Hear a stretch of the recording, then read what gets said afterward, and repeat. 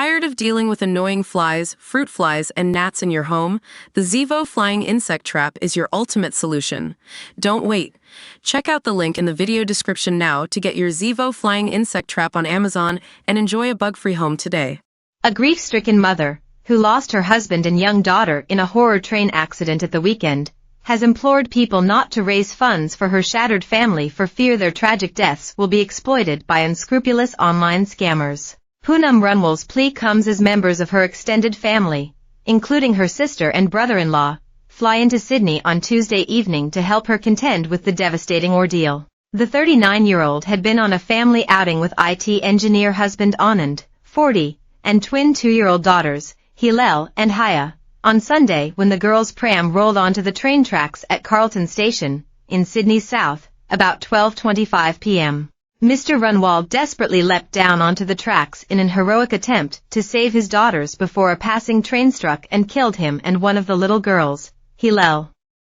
Her sister, Haya, escaped virtually unscathed. Nadine Ahmed, who runs the Indians in Sydney Facebook group, said the entire community had been devastated by the tragedy and were rallying around Mrs. Runwal to support her in any way possible. It's been a very hard situation as they only moved here in October last year, so she doesn't have any family here to help, Mr. Ahmed told Daily Mail Australia. The wife has been a part of our group since then and we have been doing everything we can to look after her and care for her and her surviving daughter. We even started organizing a fundraiser for them, but the family got in touch and asked us not to do that. He said the family were extremely worried that online scammers would exploit Mr. Runwal and Hillel's deaths by setting up fake fundraising accounts designed to defraud genuine supporters. The family didn't want anyone to use this tragedy to steal people's money, he said.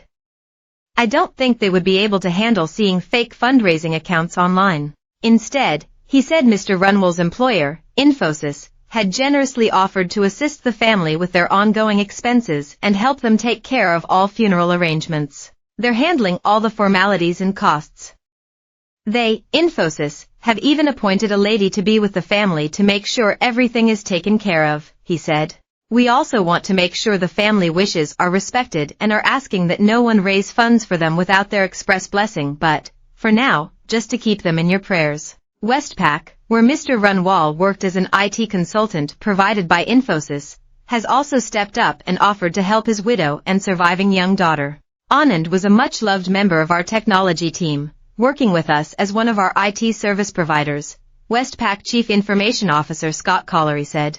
We're devastated by this tragic accident and our hearts go out to Anand's family and friends at this difficult time.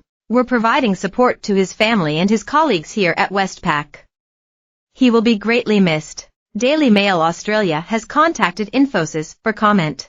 Former neighbor Benzin told Daily Mail Australia the couple, who had been together for 14 years, had struggled to build their family before they welcomed their 2 miracle babies.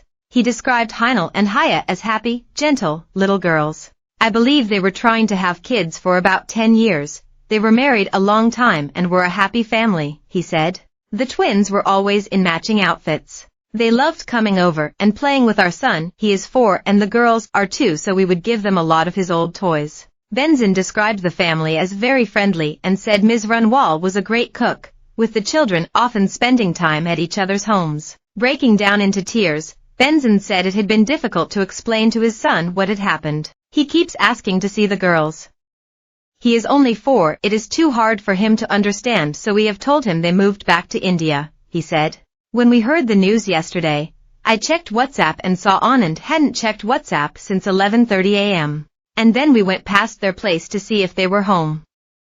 When we knocked on the door and there was no answer, we knew it wasn't good news. In February, Ms. Runwal, originally from Rajasthan, and Mr. Runwal, who grew up in Bangalore, celebrated their 14th anniversary, sharing a photo of the couple at Camp Cove Beach at Watsons Bay in Sydney's eastern suburbs.